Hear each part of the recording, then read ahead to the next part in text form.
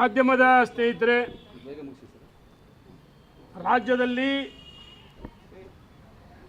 ಸುಳ್ಳು ಭರವಸೆಗಳ ಅಧಿಕಾರಕ್ಕೆ ಬಂದಂಥ ಕಾಂಗ್ರೆಸ್ ಸರ್ಕಾರ ಸಂಪೂರ್ಣವಾಗಿ ನಿಷ್ಕ್ರಿಯವಾಗಿದೆ. ಆಡಳಿತ ಅಂತ ಕುಸಿದು ಹೋಗಿದೆ.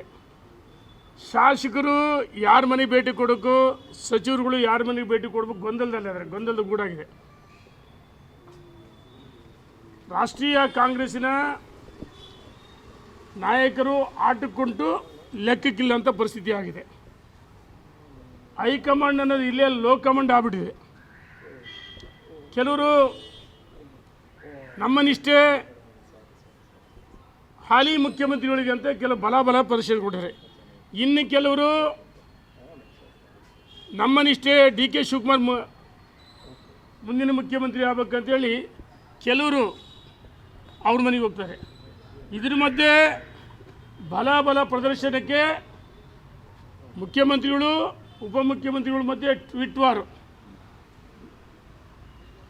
ಆ ಮಾತು ಕೊಟ್ಟ ಮಾತನ್ನು ಉಳಿಸ್ಕೊಳ್ಬೇಕಂತೇಳಿ ಜಗತ್ತಿನಲ್ಲಿ ಅತ್ಯಂತ ಪ್ರಾಮುಖ್ಯತೆ ಕೊಟ್ಟ ಮಾತನ್ನು ಉಳಿಸ್ಕೊಳ್ಬೇಕು ಅಂತ ಡಿ ಕೆ ಶಿವಕುಮಾರ್ ಹೇಳ್ತಾರೆ. ಇನ್ನು ಹಾಲಿ ಮುಖ್ಯಮಂತ್ರಿಗಳು ಕೊಟ್ಟ ಭರವಸೆಗಳನ್ನು ರಾಜ್ಯದ ಜನರಿಗೆ ಈಡೇರಿಸಿದೆ ಅಂತ ಹೇಳ್ತಾರೆ. 5 ವರ್ಷ ಮುಖ್ಯಮಂತ್ರಿಯಾಗಿ ನಾನೆಂತ ಹೇಳ್ತಾರೆ. ಶ್ರಮಕ್ಕೆ ತಕ್ಕಂಗೆ ಪ್ರತಿಫಲ ಕೂಲಿ ಕೊಡಬೇಕಂತ ಉಪಮುಖ್ಯಮಂತ್ರಿಗಳು ಅವ್ರ ಕಡೆಯವರು ಹೇಳ್ತಾರೆ. ಈ ಎರಡರ ಮಧ್ಯೆ ದಲಿತ ಮುಖ್ಯಮಂತ್ರಿ ಆಗ್ಬೇಕಂತೇಳಿ ಕೆಲವು ಪ್ರತಿಪಾದನೆ ಮಾಡ್ತಾರೆ. ಅವಕಾಶ ಇವರಿಬ್ಬರ ಮಧ್ಯೆ ನಾನು ಅವಕಾಶ ತಗೋಬೇಕಂತೇಳಿ ಪರಮೇಶ್ವರರು ವಂಚು ಆಗ್ತಿದ್ದಾರೆ. ನಾವು ಹೇಳ್ತಾ ಇದ್ದೀವಿ, ರಾಜ್ಯದಲ್ಲಿ ನಿಮ್ಮ ಸರ್ಕಾರ ನಿಷ್ಕ್ರಿಯವಾಗಿದೆ. ಬಲ ಪ್ರದರ್ಶನ ಅಂದರೆ ನಾವು ಕೇಳ್ತಿದ್ದೀವಿ. ರಾಜ್ಯದ ರೈತರು ಬೀದಿ ಪಾಲಾಗಿದ್ದಾರೆ, ಆತ್ಮಹತ್ಯೆ ಮಾಡ್ಕೋತಿದ್ದಾರೆ, ಅಗತ್ಯ ವಸ್ತುಗಳ ಬೆಲೆ ಏರಿಕೆಯಾಗಿದೆ. ಇಂಥ ಸಂದರ್ಭದಲ್ಲಿ ಸರ್ಕಾರ, ಮುಖ್ಯಮಂತ್ರಿಗಳು, ಉಪಮುಖ್ಯಮಂತ್ರಿಗಳು, ಸಚಿವರುಗಳು ನಿಮ್ಮ ಪರವಾಗಿದ್ದೀವಿ ಅಂತೇಳಿ ಸಂದೇಶ ಕೊಡಬೇಕಾಯ್ತು. ಸಂದೇಶ ಕೊಡುವುದರ ಬದಲಾಗಿ ಕುದುರೆ ವ್ಯಾಪಾರ ಪ್ರಾರಂಭ ಆಗಿದೆ. ಬೆಂಗಳೂರು ವಿಧಾನಸೌಧದಲ್ಲಿ ಕುದುರೆ ವ್ಯಾಪಾರ ಪ್ರಾರಂಭ ಆಗಿದೆ. ಇನ್ನು ಕೆಲವರು ದೆಹಲಿಯಲ್ಲಿ ಕುದುರೆ ವ್ಯಾಪಾರ ಪ್ರಾರಂಭವಾಗಿದೆ. ಕೆಲವರು ಬಿಹಾರದ ಚುನಾವಣೆಗೆ ನಾನು ಕೊಟ್ಟಿದ್ದೀನಿ, ಅವ್ರು ಕೊಟ್ಟಿಲ್ಲ ಅಂಥೇಳಿ ಈ ರೀತಿ ಗೊಂದಲ ಗೂಡಾಗಿದೆ. ನಾವು ಹೇಳ್ತಾ ಇದ್ದೀವಿ, ಎಲ್ಲ ಒಂದು ಕಡೆ ರಾಜ್ಯದಲ್ಲಿ ಜಾತಿ ಸಂಘರ್ಷ ಪ್ರಾರಂಭ ಆಗ್ತದೆ.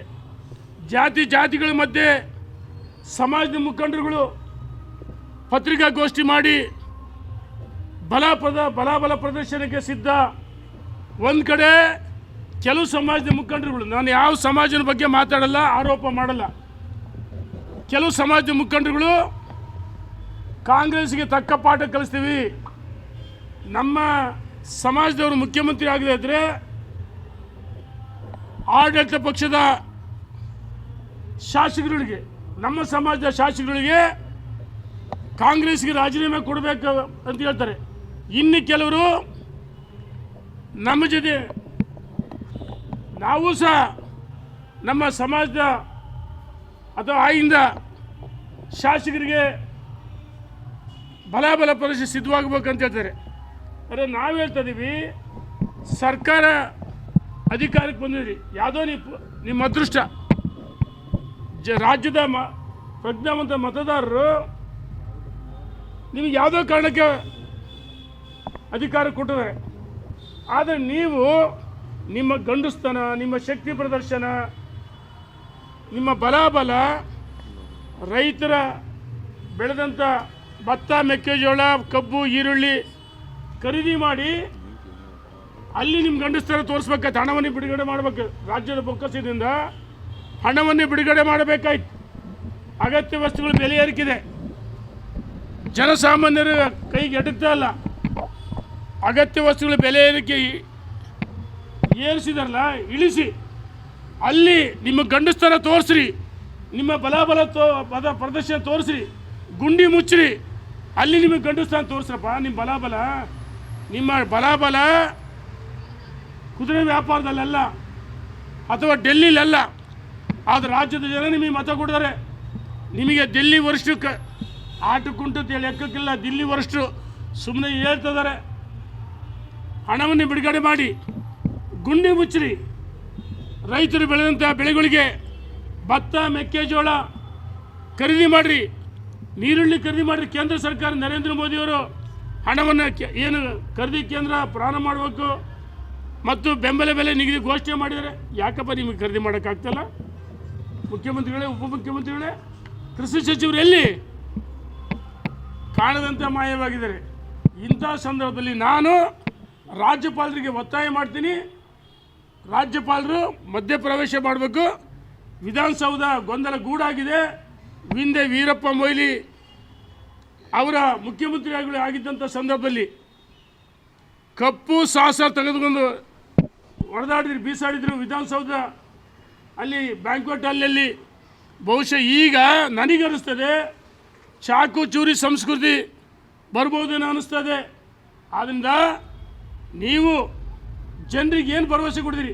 ಮುಖ್ಯಮಂತ್ರಿಗಳು ಹೇಳ್ತಾರೆ ನಾವು ಕೊಟ್ಟ ಭರವಸೆಗಳನ್ನು ಈಡೇರಿಸಿದ್ದೀವಿ, ಮಾತು ಕೊಟ್ಟಂತೆ ನಡ್ಕೊಂಡು ಹೇಳ್ತಾರೆ.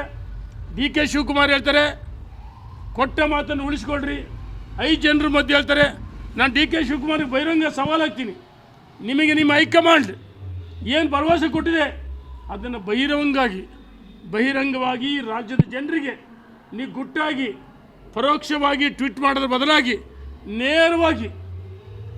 ನೇರವಾಗಿ ಅಧಿಕಾರ ಹಸ್ತಾಂತರ ಮಾಡಬೇಕಂತೇಳಿ ಒಳ ಒಪ್ಪಂದ ಆಗಿತ್ತಂತ ಅದನ್ನೇ ಹೇಳ್ರಿ. ಇಲ್ಲ ಸಿದ್ದರಾಮಯ್ಯ ಇಲ್ಲ ಅಂತ ಹೇಳ್ರಿ. ಹಸ್ತಾಂತರ ಮಾಡೋದು ಅದು ನಿಮ್ಮ ಪಕ್ಷದ ವೈಯಕ್ತಿಕ ವಿಚಾರ, ನಮಗೆ ಬೇಡ. ನಾವು ಹೇಳ್ತಾ ಇದ್ದೀವಿ ಏನು ಒಪ್ಪಂದ ಆಗಿತ್ತು ಉಪಮುಖ್ಯಮಂತ್ರಿಗಳೇ ನೀವು ಹೇಳ್ರಿ, ಬಹಿರಂಗಪಡಿಸಿ. ಇಲ್ಲ ಸಿದ್ದರಾಮಯ್ಯನವರೇ ಯಾವುದೇ ಒಳ ಒಪ್ಪಂದ ಆಗಿಲ್ಲ, ಪವರ್ ಶೇರಿಂಗ್ ಆಗಿಲ್ಲ, ನೀವಾದ್ರೂ ಹೇಳ್ಬೇಕಲ್ಲ. ಪರೋಕ್ಷವಾಗಿ ಒಂದು ರೀತಿ ಟ್ವಿಟ್ ವಾರ್ ಆಗಿದೆ, ಸಮಾಜಗಳ ಮಧ್ಯೆ ಸಂಘರ್ಷ ಆಗ್ತದೆ, ಬೆಂಕಿ ತುರಿತಾ ಇದೆ. ಇದ್ರ ಮಧ್ಯೆ ರಾಜ್ಯಪಾಲರು ಮಧ್ಯಪ್ರವೇಶ ಮಾಡಬೇಕಂತೇಳಿ ನಾವು ಒತ್ತಾಯ ಮಾಡ್ತೀವಿ. ನಿರ್ಭೀತ, ನಿಷ್ಪಕ್ಷಪಾತ, ವಿಶ್ವಾಸಾರ್ಹ ಸುದ್ದಿಗಳಿಗೆ ಮತ್ತೊಂದು ಹೆಸರಾಗಿರುವಂತ ನ್ಯೂಸ್ 18 ಕನ್ನಡ ಈಗ ಆಪ್ನಲ್ಲೂ ಲಭ್ಯವಿದೆ. ದಯವಿಟ್ಟು ಇಲ್ಲಿರುವ QR ಕೋಡ್ ಅನ್ನ ಸ್ಕ್ಯಾನ್ ಮಾಡಿಕೊಂಡು ಆಪ್ ಅನ್ನ ಡೌನ್ಲೋಡ್ ಮಾಡೋದಕ್ಕೆ ಮರಿಬೇಡಿ. ನಿಮ್ಮ ಬೆಂಬಲ ಹೀಗೆ ಸದಾ ನಮ್ಮೊಂದಿಗಿರಲಿ. ಧನ್ಯವಾದ.